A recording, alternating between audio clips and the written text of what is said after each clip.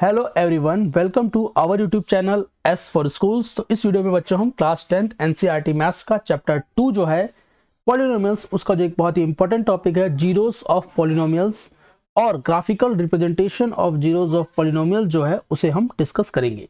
ठीक है, तो सबसे पहले जीरोस ऑफ पॉलिनोमियल होता क्या है। तो zeros of a polynomial P X is a number A such that P A is equal to 0। कहने का मतलब है px जो है यहाँ पर x की जगह एक नंबर हम रखें जिसकी वजह से जो हमारा pa है ये क्या हो जाए, पूरा 0 हो जाए। ठीक है, तो वो जो होगा वो जीरोस ऑफ पॉलिनोमियल होगा। इसका एक एग्जांपल मैंने लिया है। सपोज मैंने एक पॉलिनोमियल लिया है px x का स्क्वायर माइनस 3x माइनस 4। अब मैं काम करता हूँ, यहाँ पर x की जगह -1 रखता हूँ और फिर बाद में 4 रखूंगा। ठीक है, अब मैं -1 रख के चेक करूंगा तो यहाँ पर मेरा हो जाएगा -1 का स्क्वायर -3 इंटू -1 और -4। फर्दर मैं इसको सॉल्व करूंगा तो -1 का स्क्वायर की जगह 1 आएगा, 3 का -3 से मल्टीप्लाई करेंगे तो ये प्लस में हो जाएगा, यहाँ पे 3 आया और ये हो गया -4। ठीक है, मैंने सॉल्व किया तो 0 हो गया। मतलब -1 जो मैंने x की जगह पे वैल्यू रखी है उसकी वजह से मेरा पॉलिनोमियल जो है वो जीरोस हो गया है। अब मैं 4 का भी चेक कर लेता हूँ। मैंने 4 रखा, 4 का स्क्वायर 3 इंटू 4 -4। ठीक है, 4 का स्क्वायर आया 16, 4 3 जा 12, जो माइनस में है ये -4 है। तो यहाँ पे क्या हो गया, 16 - 16 इज इक्वल टू 0। मतलब -1 और 4 रखने से x की जगह पर ये जो पॉलिनोमियल है ये 0 हो गया। ठीक है, इसके लिए ये -1 और 4 जो है ना ये जीरोस, ये है जीरो ऑफ अ पॉलिनोमियल। इस पॉलिनोमियल का x का स्क्वायर -3x -4 के अगर हम जीरोस की बात करें तो क्या होगा, -1 और 4। -1 and 4 are called zeros of the quadratic polynomial px। ये जो क्वाड्रेटिक पॉलिनोमियल px है मतलब x का स्क्वायर -3x -4। ठीक है, अब -1 और 4 कैसे आया, अगर सपोज आपको समझना हो आगे के जो वीडियोस होंगे उसमें डिटेल में आपको बताएंगे कि जीरोस कैसे फाइंड करते हैं। फिर भी मैं आपको एक एग्जांपल देके समझा दे रहा हूँ। सपोज यहाँ पर क्या था, x का स्क्वायर x का स्क्वायर -3x -4 था। हम पिछले की क्लास में पढ़ चुके हैं। अगर इसे मैं सॉल्व करना हो तो x का स्क्वायर मैंने -3x की जगह -4x प्लस x लिख सकता हूँ। -4x में से x गया तो वापस से -3x हो जाएगा। यहाँ पे बचा -4। अगेन यहाँ पे मैंने x कॉमन ले लिया, यहाँ आ गया x -4। यहाँ मैंने 1 कॉमन ले लिया, x -4।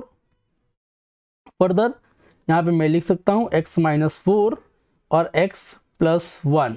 ठीक है, अब यहाँ पे x -4 is equal to 0 and x -4 is equal to 0 और यहाँ पे क्या आ जाएगा, x + 1 इज इक्वल टू 0। यहाँ पे x इज इक्वल टू 4 और x इज इक्वल टू -1। ये जो वैल्यूज मैंने यहाँ पे आपको लिखी थी कि x की जगह पे -1 लिख दें या फिर x की जगह पे 4 लिख दें तो ये जो पॉलिनोमियल है वो 0 हो जाएगा। वो ऐसे फाइंड किया जाता है। यहाँ पे x की वैल्यू आप देख सकते हैं 4 आ गई है, x की वैल्यू -1 आ गई है जो मैंने यहाँ पे लिखी है। तो आप यही वैल्यू पुट करके ये जो 0 है 0 आ जाता है, जो पॉलिनोमियल का वैल्यू है। ठीक है, तो अब हम आगे देखते हैं। अब geometrical meaning of a zeros of a polynomial क्या होता है। आपकी बुक में geometrical meaning of zeros of a polynomial दिया हुआ। ये बहुत ही इंपॉर्टेंट टॉपिक है और बहुत ही समझने वाला टॉपिक है। ठीक है, तो अगर हम, जैसे मैंने आपको बताया कि हमने लीनियर पॉलिनोमियल, इसके जो बेसिक्स वाला वीडियो था उसमें लीनियर पॉलिनोमियल मैंने आपको बताया था, क्वाड्रेटिक पॉलिनोमियल क्या होता है और उसके बाद में क्यूबिक पॉलिनोमियल क्या होता है। अब इन तीनों पॉलिनोमियल का हम यहाँ पर ग्राफिकल रिप्रेजेंटेशन देखेंगे। ठीक है, हम पिछली क्लास में पढ़ चुके हैं लीनियर पॉलिनोमियल जो होता है उसका ग्राफ जो होता है वो क्या होता है, स्ट्रेट लाइन होता है। ये हम क्लास 9th में भी पढ़ चुके हैं। ठीक है, और लीनियर पॉलिनोमियल का जो जनरल इक्वेशन होता है y = ax + b है। ये मैं आपको जो बेसिक्स वाली वीडियो है उसमें बता चुका हूँ, वहाँ a ≠ 0 है। अब मैंने क्या किया, मैंने एक पॉलिनोमियल ले लिया 2x + 3 है। ये लीनियर पॉलिनोमियल है क्योंकि यहाँ पर जो इसका वेरिएबल है उसकी हाईएस्ट डिग्री 1 है, जिसकी हाईएस्ट डिग्री 1 होती है। इसकी हाईएस्ट पावर 1 है और जिसकी हाईएस्ट पावर 1 होता है, डिग्री 1 होती है। तो ये क्या है, लीनियर पॉलिनोमियल है। अब मैंने क्या किया, x की अलग अलग वैल्यू, इस पॉलिनोमियल में मैंने x की अलग अलग वैल्यू डाल दी। जैसे x की वैल्यू पहले -2 ली तो जब मैंने इसे सॉल्व किया तो आया -1। फिर मैंने x की वैल्यू 2 ली तो y की वैल्यू जो है 7 आई। अब ये x की वैल्यू -2 लेने से -1 कैसे आई, मैं आपको एक एग्जाम्पल देके बता देता हूँ। सपोज y = 2x + 3 है अब यहाँ पर x की वैल्यू मैंने -2 ली है, तो 2 - 2 + 3, यहाँ पे हो गया -4 + 3, तो आंसर क्या आ गया आपका -1। तो ये -1 इस तरीके से आया हुआ है, ये वाला जो -1 है, जब मैंने यहाँ पे y = 2x + 3 में x की वैल्यू -2 रखी है, तो ये -1 जो है वो आया हुआ है। ठीक है, तो उसी तरीके से जब हम x की वैल्यू 2 रखेंगे, तो 2 रखने पे y की वैल्यू क्या आएगी, 7 आएगी। तो अब इसका हम ग्राफ बनाते हैं। तो जब हमने ग्राफ बनाया, x की वैल्यू, ये मेरा x एक्सिस है, ये मेरा y एक्सिस है, ठीक है, ये x एक्सिस है, ये मेरा y एक्सिस है। और जब भी मैं कोऑर्डिनेट लिखता हूँ तो यहाँ पर x का कोऑर्डिनेट होगा पहले, फिर होगा y का कोऑर्डिनेट। ठीक है, पहले x का कोऑर्डिनेट होगा, फिर y का कोऑर्डिनेट होगा। तो मैंने x की वैल्यू क्या रखी, -2 रखी, तो -2 कहाँ है मेरा, ये रहा। x की वैल्यू मैंने क्या रखी, -2, x एक्सिस पे -2 कहाँ है, ये रहा। y की वैल्यू क्या आई, -1 आई, तो मुझे यहाँ पर एक पॉइंट मिल गया है, ये देखिए एक पॉइंट यहाँ पर मुझे मिल गया है। ठीक है, उसके बाद में मैंने x की वैल्यू 2 रखी, ये रहा 2, x की वैल्यू मैंने 2 रखी, तो y की वैल्यू क्या आई, 7 आई, जो ये रहा y एक्सिस पे 7, ये रहा।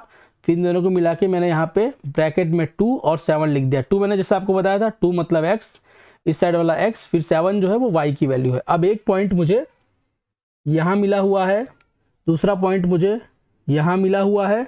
अब इन दोनों पॉइंट को मैंने ज्वाइंट किया तो क्या आ गया, एक लीनियर, एक स्ट्रेट लाइन आ गई। तो जो होता है कि लीनियर पॉलिनोमियल का जो ग्राफ होता है वो स्ट्रेट लाइन देता है, तो ये स्ट्रेट लाइन आ गई। अब जो सबसे इंपॉर्टेंट बात है वो ये है कि जीरो जो होता है ना, वो हम कैसे पता लगाते हैं। एक्स एक्सिस के ऊपर, एक्स एक्सिस के ऊपर जो भी पॉलिनोमियल है उसका ग्राफ एक्स एक्सिस को जितनी बार काटता है, जितनी बार इंटरसेक्ट करता है एक्स एक्सिस को, उतने ही उसके जीरोज होते हैं। जैसे कि यहाँ पर हम देख रहे हैं कि स्ट्रेट लाइन जो है उसने एक बार एक्स एक्सिस को काटा है, तो लीनियर पॉलिनोमियल के कितने जीरोज होंगे, 1 0 होगा। ठीक है, इसलिए यहाँ पे लिखा है in linear polynomial graph of y = x + b intersect x axis at 1 point, so it has exactly 1 0। कहने का मतलब है लीनियर पॉलिनोमियल का जो ग्राफ होता है, जो एक लाइन होता है, वो x एक्सिस को सिर्फ एक ही पॉइंट पे कट करता है, और वो पॉइंट जो है ये रहा। ठीक है, इस एक पॉइंट पे उसने कट किया है, इसलिए इसका जो जीरोज होगा वो एक ही जीरो होगा। ठीक है, अब अगर हम दूसरा देखें, क्वाड्रेटिक पॉलिनोमियल के, अगर हम जियोमेट्रिकल जीरोस के क्वाड्रेटिक पॉलिनोमियल जो है उसका जो ग्राफ होगा पॉलिनोमियल का, वो पैराबोला होता है। कैसे होता है वो भी हम देख लेंगे। और जनरल फॉर्म जो है मैंने आपको बताया है, a का स्क्वायर, ax का square plus bx plus c होता है, जहाँ a is not is equal to 0 होता है। ठीक है, अब यहाँ पर मैंने एक क्वेश्चन ले ली है, जैसे मैंने पिछले लीनियर पॉलिनोमियल के ली थी। यहाँ पर मैंने लिखा है y is equal to x का square, y is equal to x का स्क्वायर -3x -4। ठीक है, अब ये y is equal to x का स्क्वायर है। जैसे मैंने बताया कि पॉलिनोमियल में जो हाईएस्ट डिग्री होती है, हाईएस्ट पावर होती है, वो क्या होती है, 2 है। तो हाईएस्ट पावर 2 है, तो इसकी डिग्री हुई 2, और जिसकी डिग्री होती है 2 उसे हम क्या कहते हैं, क्वाड्रेटिक पॉलिनोमियल कहते हैं। ये मैं आपको बार बार इसलिए रिपीट करता हूँ जिससे आपको ये याद रह जाए। ठीक है, अब मैंने क्या किया है, सिमिलरली पिछली बार की तरह x की मैंने अलग अलग वैल्यूज़ ली हैं, फिर y की अलग अलग वैल्यूज़ आई हैं। y की वैल्यूज़ कैसे आई हैं, ये जो पॉलिनोमियल है x का स्क्वायर -3x -4 में जब मैंने पुट किया, जब मैंने -2 पुट किया तो 6 आई y की वैल्यू, -1 किया तो 0 आई। इसी तरह से अलग अलग वैल्यूज़ लेके ये ग्राफ हमने बनाया है। जैसे कि अगर मैं आपको दिखाना चाहूँ तो जैसे -2 लिया है मैंने, तो y की वैल्यू क्या आई है, 6 आई है। ये रहा x एक्सिस पे -2, y एक्सिस पे 6, तो एक पॉइंट मुझे कहाँ मिल गया, एक पॉइंट मुझे ये मिल गया। ठीक है, फिर जब मैंने -1 लिया तो y की वैल्यू क्या आई, 0 आई। तो ये रहा मेरा -1 एक्स एक्सिस पे, y की वैल्यू क्या आई, मेरी 0 आई है। ये -1 जो है x का बताता है, 0 है वो y का बताता है। यहाँ पर भी आप ऊपर भी देख सकते हैं, -2 है वो x का है, 6 जो है वो y का है। ठीक है, तीसरी वैल्यू मैंने 0 ली x की वैल्यू, तो y की वैल्यू क्या आई, 4 आई। वो पॉइंट मेरा यहाँ पर है। और सिमिलरली जब मैंने 1 लिया तो y की वैल्यू क्या आई, -6 आई, वो मेरा यहाँ पर है। और जब मैंने 2 लिया तो y की वैल्यू फिर से -6 आई, वो मेरा यहाँ पर है। और 3 लिया तो y की वैल्यू क्या आई, -4 आई, वो पॉइंट ये रहा। और जब 4 लिया तो y की वैल्यू क्या आई, 0 आई, वो पॉइंट ये रहा। और जब 5 लिया तो y की वैल्यू क्या आई, 6 आई। अब मैंने क्या किया, इन सभी पॉइंट्स को ज्वाइंट किया, तो ये जो ग्राफ बना इसे हम कहते हैं पैराबोला। ठीक है, इसे हम क्या कहते हैं, पैराबोला कहते हैं। तो अब जैसे कि मैंने आपको पहले बताया था कि किसी भी पॉलिनोमियल का ग्राफ एक्स एक्सिस की जो लाइन है उसको जितनी बार काटता है उसके उतने ही जीरोस होते हैं।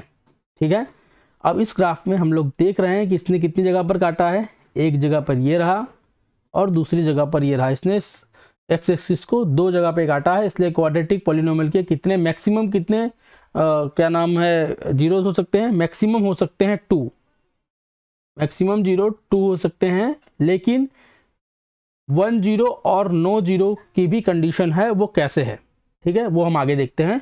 देखो आपने ग्राफ देख लिया कि भाई क्या बनता है, पैराबोला बनता है। क्वाड्रेटिक पॉलिनोमियल का ग्राफ जो है पैराबोला बनता है। अब ये जो पैराबोला है, अगर हम केस 1 लेते हैं, ठीक है, तो सपोज एक पैराबोला तो यू बन गया, एक पैराबोला जो है वो यू बन गया, यहाँ से चला ये पैराबोला यू बन गया, इसे हम कहते हैं डाउनवर्ड पैराबोला। ठीक है, और ये जो है हमारा सपोज दूसरे में ये अपवर्ड पैराबोला बन गया। ठीक है, तो यहाँ पर हम देख रहे हैं कि ये कितनी जगह पे काट रहा है, दो जगह पर, ये जो है दो जगह पर काट रहा है। एक तो ये रहा, दूसरा ये रहा, ये रहा, दूसरा ये रहा। तो ये कौन सी कंडीशन हो गई, इसके कितने जीरोस हुए, 2 0। ठीक है, इसके कितने हो गए, 2 0 हो गए। अगर हम दूसरा केस भी लें, दूसरे केस में क्या है, पैराबोला जो बन रहा है वो तो एक्स एक्सिस को उसने जस्ट एक पॉइंट पे काटा है। ऐसा भी तो पैराबोला बन सकता है ना नीचे साइड पे, तो इसने एक पॉइंट पे काटा है। अगर और सेम उसी का अगर यहाँ पे जो अपवर्ड बना है, अपवर्ड पैराबोला बना है, उसने भी एक्स एक्सिस को एक पॉइंट पे काटा है। इसीलिए ये जो दूसरे केस में है 1 0 वाला भी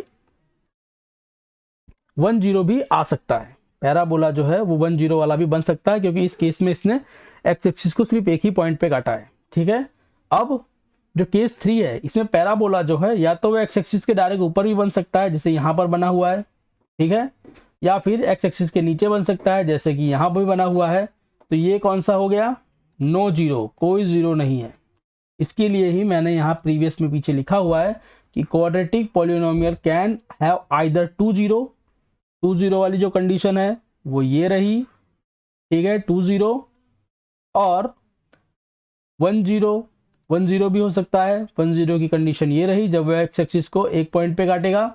और जो दूसरा है 0 0, नो 0 मतलब नो 0 वाली कंडीशन ये रही, ठीक है, जब वो एक्स एक्सिस को इंटरसेक्ट ही नहीं करता है। ठीक है, यहाँ पर 2 पॉइंट पे इंटरसेक्ट किया है एक्स एक्सिस को, यहाँ पर एक पॉइंट पे इंटरसेक्ट किया है और यहाँ पे कोई भी पॉइंट पे इंटरसेक्ट नहीं किया है, इसलिए 3 कंडीशन है। ठीक है, अब हम आगे देखते हैं क्यूबिक पॉलिनोमियल। क्यूबिक पॉलिनोमियल की जनरल इक्वेशन जो है मैं आपको पहले बता चुका हूँ, ax³ plus bx² plus cx plus d होता है। ठीक है, a की value not is equal to 0 होती है। अब मैंने एक क्यूबिक पॉलिनोमियल लिया x³ - 4x। अब कैसे पहचानेंगे क्यूबिक पॉलिनोमियल है, मैंने क्या बताया था पहले आपको कि डिग्री जो है, ठीक है, हाईएस्ट पावर ऑफ वेरिएबल, यहाँ पे हाईएस्ट पावर ऑफ वेरिएबल क्या है, 3 है, और जिसकी हाईएस्ट पावर 3 होती है वो उसकी डिग्री क्या होती है, उसकी डिग्री 3 होती है। डिग्री 3 होती है तो इसका मतलब क्या है, जिस पॉलिनोमियल की डिग्री 3 होती है उसे हम क्या कहते हैं, क्यूबिक पॉलिनोमियल कहते हैं। ठीक है, उसे हम क्या कहते हैं, क्यूबिक पॉलिनोमियल कहते हैं। तो ये एक चीज़ पता चल गया कि ये जो लिखा है ये क्यूबिक पॉलिनोमियल। अब सिमिलरली हमने भी यहाँ पे क्या किया, y is equal to x³ - 4x पे x की डिफरेंट वैल्यू ली, जैसे -2 ली, -1, -2 ली, -1 ली, 0 लिया, 1 लिया, 2 लिया। तो उसकी वजह से y is equal to x³ - 4x में जब हम वैल्यूज़ रखी तो 0 आया, 3 आया, 0 आया, -3 आया और 0 आया। ठीक है, तो अगर हम अब इसकी पहली कंडीशन पहला देखते हैं कि जब x की वैल्यू -2 रखी तो y की वैल्यू 0 आई, उससे हमें यहाँ पे पता हुआ x की वैल्यू -2 रखी, y की वैल्यू 0 आई, फिर x की वैल्यू -1 रखी, y की वैल्यू 3 आई, वो वाला पॉइंट हमारा ये रहा। x की वैल्यू 0 रखी, y की वैल्यू 0 आई, ये रहा वो वाला पॉइंट, और x की वैल्यू 1 रखी और y की वैल्यू -3 आई, वाला पॉइंट ये रहा। x की वैल्यू 2 रखी, y की वैल्यू 0 आई, वो ये रहा। अब जब हमने इन तीनों पॉइंट्स को मिलाया तो हमारा ये ग्राफ बना, ठीक है, हमारा ये वाला ग्राफ बना। अब हम देखते हैं कि इसने एक्स एक्सिस को कितने पॉइंट पे काटा है, ठीक है, एक्स एक्सिस को कितने पॉइंट पे इंटरसेक्ट किया। तो हम देख रहे हैं पहला पॉइंट ये रहा, दूसरा पॉइंट ये रहा, तीसरा पॉइंट ये रहा, 3 पॉइंट पे इसने इंटरसेक्ट किया है। मतलब क्यूबिक पॉलिनोमियल के मैक्सिमम कितने जीरो हो सकते हैं, 3 जीरो, मैक्सिमम 3 जीरो हो सकते हैं, उससे ज़्यादा नहीं हो सकते, ठीक है।